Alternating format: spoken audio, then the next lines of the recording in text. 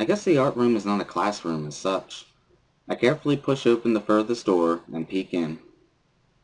It's a classroom, but it seems rather badly kept or not in use. Am I in the right place?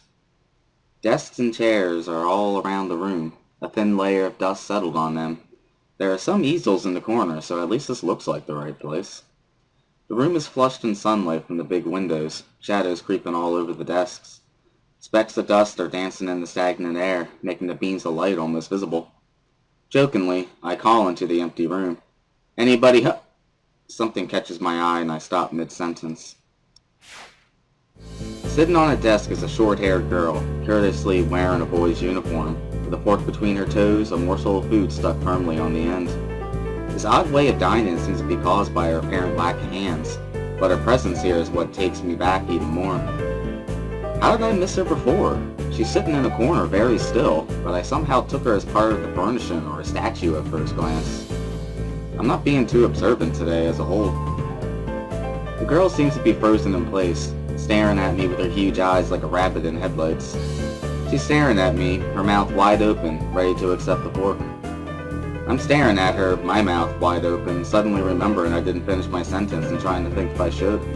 This weird stalemate keeps us both stunned into silence, punctuated only by the wall clock ticking rhythmically. Hello. The girl stuffs the fork full in her mouth and is now staring at me expectantly while chewing. This is a bit awkward. Hello. I was told to pick up some supplies from here. For some festival stalls, I think. I didn't think there would be someone here. There isn't. That's why I came here too. She picks up another forkful. Doesn't that mean you're here then? She raises her eyebrows as if she was suspecting my observation was false. You are pretty observant. I guess it does. But who are you? This girl is pretty straightforward, isn't she?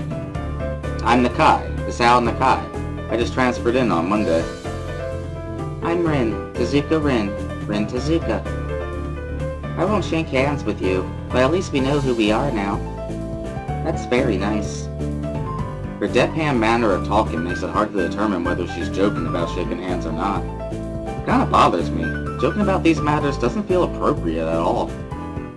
While I'm trying to figure what's appropriate and whether this girl is, she seems to have lost interest in me and is now gazing yearningly back at her food. Can I continue my lunch? If you don't mind me, I won't mind you. If you need to get your stuff, the supplies are at the back. Go right ahead, but lunch? School's already over for the day.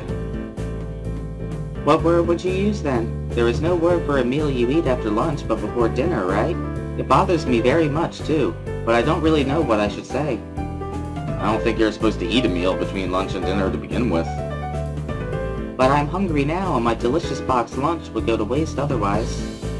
I have curry. It's very delicious. With much decisiveness, Rin once again picks up the fork between her toes with at least as much impoliteness. She points it straight at me. So, Nakai, what brings you to this place? Like I said, I was told to look for these things. No, the school. From outside you look fine. Is your problem inside? I come to a full stop, opening my mouth but not getting a word out. I can guess. I am good at guessing. Better than most people. Rin cuts me off before I can answer her question, but skirt around it somehow. I don't know which I would have done. I froze in front of this issue again. I haven't even told anyone here about my condition. Or maybe it's only because it hasn't really come up. I do get the feeling that not making issues of this is part of the social code here, as the teacher said. I wonder if the people here could relate. Probably not any better than any normal person could. I can't relate to Suzune's circumstances, or Lily's either. Naturally, while I go through this in my head, Rin keeps considering what my condition could be, with an overtly contemplative look on her face. She puts her fork between her lips and leans back, looking at the ceiling as if the answer was written up there. A beam of light illuminates her face from the window side, creating a mask of dark shadow on the other side. I don't think it's anything in your head, and something in your guts would be boringly ordinary, like this lunch of mine, and less delicious. The problem must be in your pants. This messed up Sherlock Holmes kind of statement and the sheer lack of tact it was delivered with catches me completely off guard. I think I might have reeled back even physically as Rin's eyes widened in revelation and astonishment. So I was right. There's something wrong with your tackle, isn't there? Still partially in shock, but recognizing the need to reply something, I spit out the first thing that I could think of. No! Nothing like that! I have a heart problem! Arrhythmia! I said it. More like blurted it out, but I said it. The girl in front of me purses her lips together and glowers at me, looking very disappointed. How boring. Trouble in the pants would have been much more scandalous. What's with this reaction? I'm sorry to let you down. I forgive you. Just, I collect people, and a person with, you know, that kind of problem would have been really great. Collect people? People with different problems. Huh, so you just, like, go around asking people what's wrong with them? Pretty much. I see. With little left to say, Rin resumes her lunch and the conversation dies away, but I keep thinking about what was said. It's the first time I told anyone about my condition. All the other people have either known about it already, or heard it from someone else. Or didn't need to know about it, like every other student here so far. Should I have told it as a natural part of introductions? Is it expected of me? Hi, I'm Hisao. I have a very serious heart condition. Is that how I'm supposed to go around introducing myself from now on? As if our disabilities would define us. What a disgusting thought. Or maybe this Tezuka girl just has an unnatural interest in such things. As I walk to the back of the room to pick up the items on Misha's list, a chance opens to study Rin from the corner of my eye. Her hair is a burnt auburn, almost orange, and cropped short. Long hair would probably be impossible with no arms. The boy's uniform and the lack of arms make her look very thin, almost scrawny. She is not particularly pretty except for her murky green eyes which flicker restlessly from below her short bangs, even when she eats. The distance and the shadows make it seem like they don't reflect sunlight at all, but instead absorb all of it within them like deep wells. She moves her feet almost as deftly as a normal person would use their arms. However, I can see how this sight could discomfort people, especially while eating. Makes me feel a bit uncomfortable, at least. I hesitate to think about the word unnatural, but it's too late now, isn't it? I keep searching the cabins and shelves for Misha's things, but after enough time passes, the silence grows too uncomfortable, so I try to force some conversation out of this strange girl.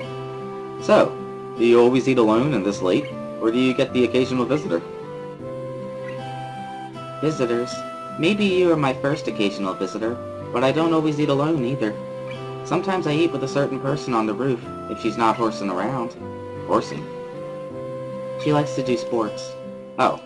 And that's all I can think of to say. Both of us fall silent again as Rin forced the last bits of her meal to her mouth. I look down at my haul and double check it with Misha's list. It seems to have everything except plywood. So I think I have all the things now.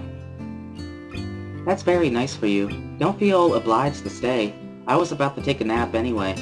You need to do whatever you are going to do with that stuff anyway, right? Or perhaps you like to watch girls sleeping.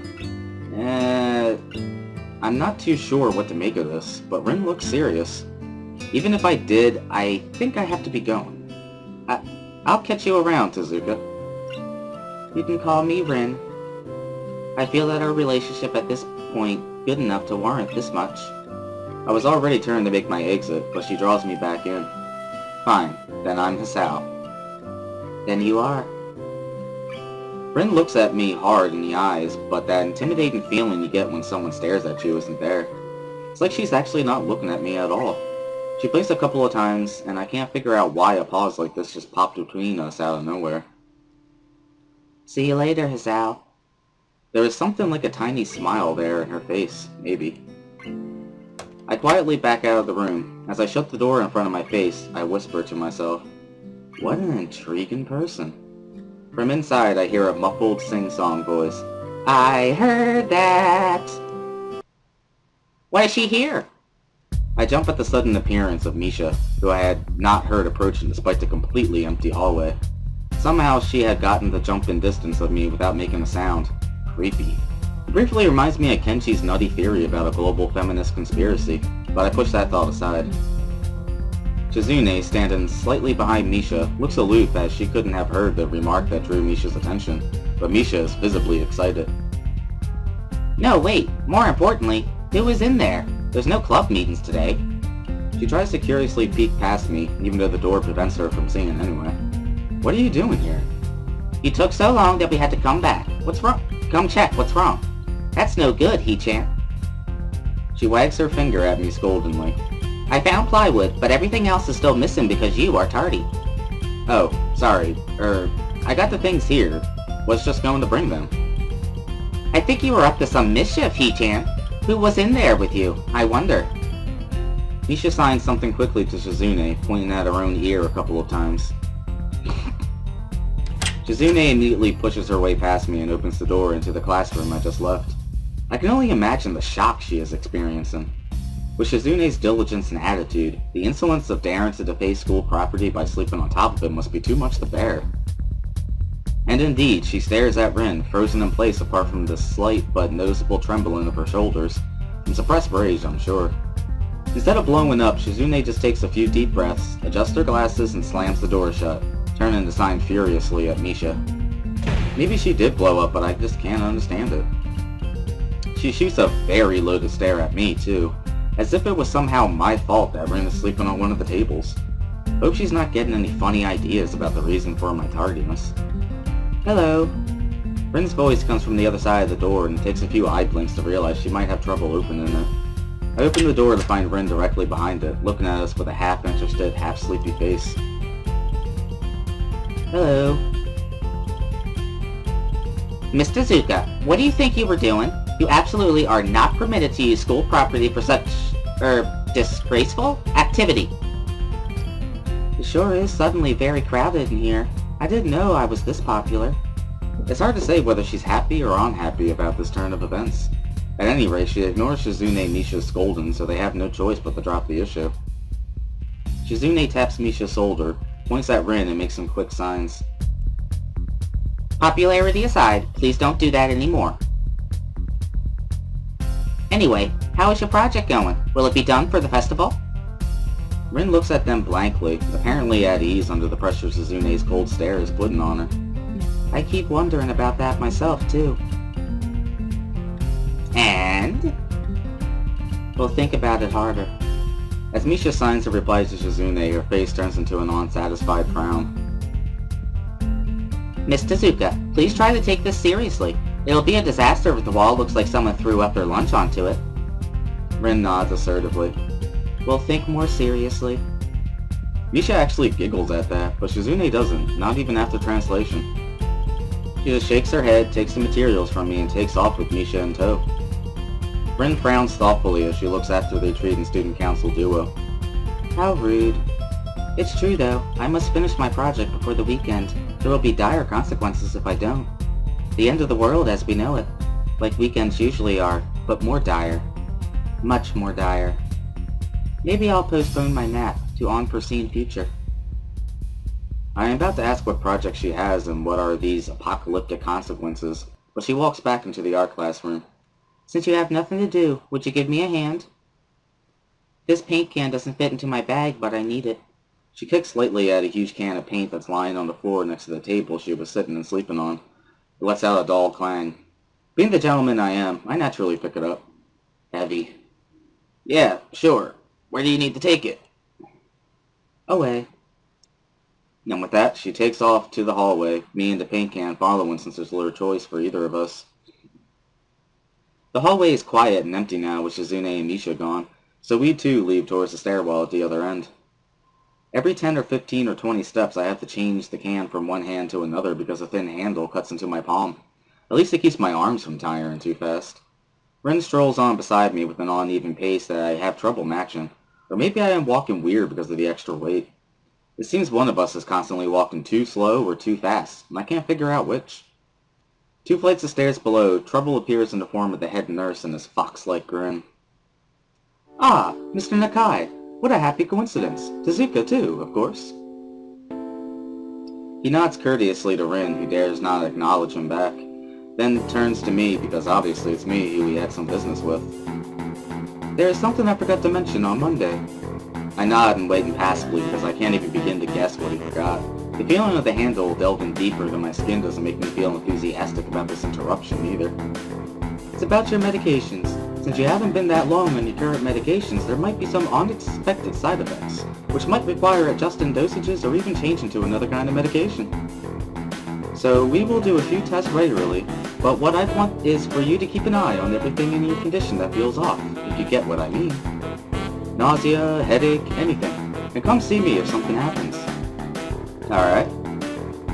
So, how are you? Everything fine? I give up and drop the can to the floor before answering him. Apparently this takes longer than my biceps can handle. I'm about to say something generic as an answer, but then I realize how often I've done that lately. Other people have asked me that too. Teachers and students here.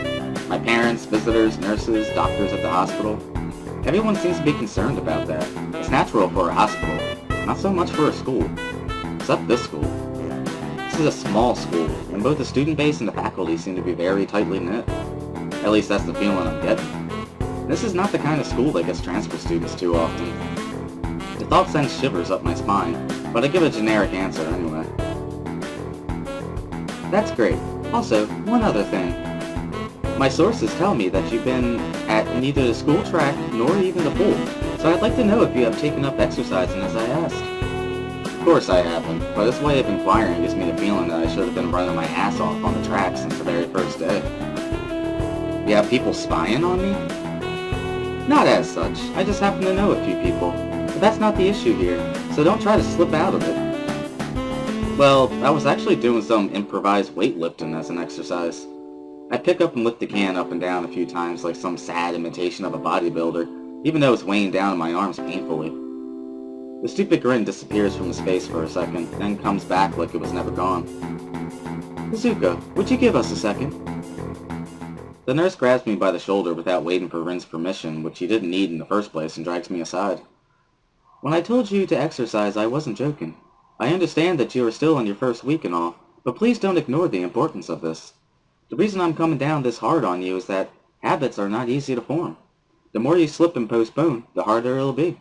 It's the same with everything, like dieting. Can you promise me to be more serious about this from now on? Yeah, I promise. Definitely. He studies me for a moment and then shrugs, smiling again. Okay, that's more like it. If you go to the school track tomorrow morning, you'll meet my spy, who probably has no qualms offering consultation to you if you want to jog a bit. Consultation? See you around. He leaves with a wave of his hand and no answer, and I walk to Rin, who has been waiting, idly leaning against the hallway wall and staring at the pale lighting fixtures in the ceiling. Even when I approach, she doesn't move her eyes off them. Are you getting medications for your heart thingy? Were you listening? It comes out more accusatory than I intended, accidentally lashing out on her. But even so, I didn't really want to start talking about it. I just met her. I don't know her. It's not her business. The nurse seems to be happily ignorant about my confidentiality, too. Talking about that kind of thing in public. But it's not Rin's fault, is it? I look up at her, suddenly feeling a bit guilty, but Rin is just staring past my shoulder quizzically, her head tilted like a bird's. I don't know why this is so hard for me. It feels like there is some inexplicable lock that prevents me from being more upfront about this. Yeah, they're from my heart. Will they make you better? No, not really. They just make me a little less worse. Rin keeps looking at me for a while longer, and she neither says anything further nor displays any kind of emotion I could discern. I'm thankful that she doesn't. I think I'm still not quite used to all of this. At the hospital it was easy, but I still haven't sorted my feelings about having to live a normal life with this disability. We leave the main building and Rin leads us onwards towards the dorm. We stop at the small patch of greenery in front of the dorm building. The dorm was built on a slightly elevated ground, with a wall and a few trees that everyone has to circle around every time they come or go. It's probably the only inconvenient design in the school. The entire wall, made of some kind of bricks as the building itself, has been covered with some sort of painting. Most of it is still mere sketches, quick lines drawn with black and white against the gray plastering that covers almost the entire length of the wall, but some places look a bit more finished. There are human faces and legs and hands. I can't quite say what the painting as a whole might portray. Stacks of what seem to be paint cans are arranged in piles on the ground, beside the wall. See, the left side is hardly off the ground yet. It's because I couldn't get in the mood yesterday, so I gave up and went to meditate instead. Then it was suddenly morning. I have to work on it, but the guys from art class are helping with the negative spaces and base surfaces whenever, which is a problem. It's easier to paint big areas if there are a lot of people, with hands. The reach is better, and it's faster too. She goes on a tangent of a tangent, waving a little with her arm, or whatever of it there actually is, to demonstrate even though I got the point already. The white cotton of her sleeve flaps around, and it makes me think it could look sadder than it does. But it makes me feel out of place, like almost every tangible reminder the student base's special properties has in the past few days. This girl doesn't notice my dreary feelings, of course, or the fact that she lost me a while ago already, and just keeps on blabbering. So that's why I'm trying to figure out if there is something I need to figure out, and then figure that out before it's too late and all hope is lost. Why would the hope be lost?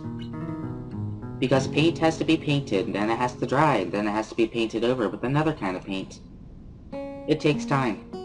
She finally stops, apparently thinking she made some kind of statement that makes sense. I think it's best to start from the top. So, this is your project? You did this? Yes. All of it? Yes. Nice. But I stumble with my words, suddenly feeling like I've walked straight into the minefield of political incorrectness. It's okay, you can say it. I probably won't get mad. I blush really hard. I don't really know what would be the right thing to say, if any. It feels that I'm way more sensitive than Rin is, though. This is really awkward. Don't you want to ask? How do you paint without hands? See, I'm an easy person to talk to, right? With my feet. I almost guessed that already, but isn't that hard to do? You're good at guessing. Anyway, I don't think it is, but maybe I'm used to it by now. I can't get my mind around the fact that she could be an artist, but seeing how adept she was using her feet to eat, I figure painting might not be a problem either. Neither of us has anything more to add to the subject. The afternoon light works pretty well. I was afraid it would look too flat, but it's not like that after all. I think it's actually pretty interesting. I wanted to see what it looks like in dim light. Do you think it's flat? Well, paintings tend to be flat. Not like that flat, you know, flat. Like some people are. No substance. No meat where there should be some. I know a few girls who... Okay, I get it. But I couldn't really tell. I'm not that good with art. I can't name any artists or artistic terms. So I don't really have anything to say. Rin shrugs her shoulders at that, saying suit yourself without saying it, and looks up at the sky as if trying to look for something up there. I didn't think I'd get any actual work done, but if you give me a hand with the paints, I could do a little before it's too dark. I wanted to get a halogen lamp like the ones they have in the sports track, but there aren't any. Rin sure is quick to recruit my help, as was Shizune. Really makes me feel that the festival is such a big project every pair of hands is needed. Why not? I'm not really sure if I can be of any help, though. It's just mixing some paints. You can do that, probably. Do you have motor control problems? Like, you know, those people that have some? Cerebral palsy, maybe? Not that I know of.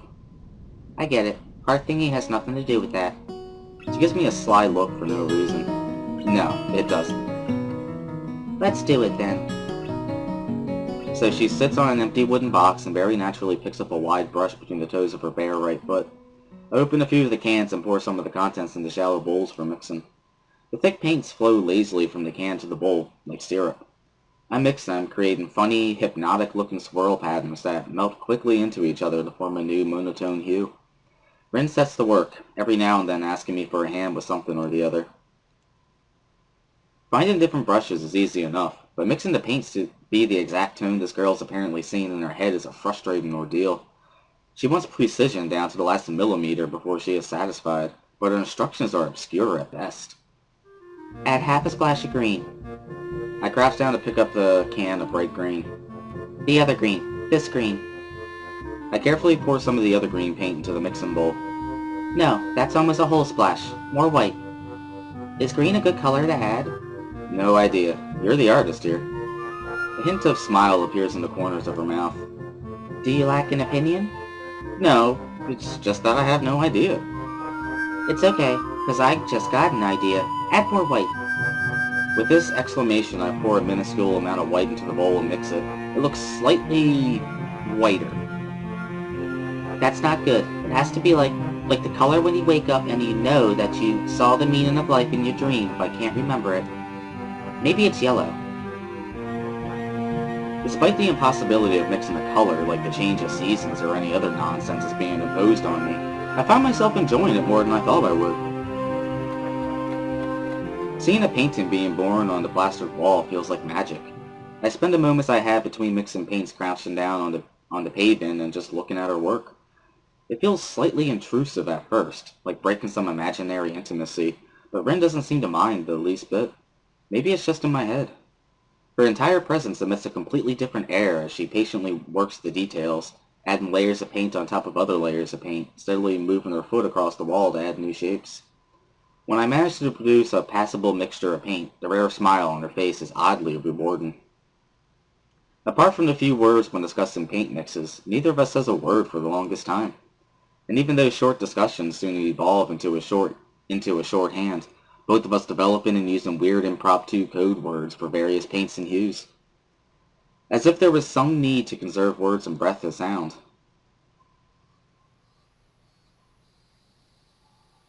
We stay there late into the evening until it becomes too dark to paint properly.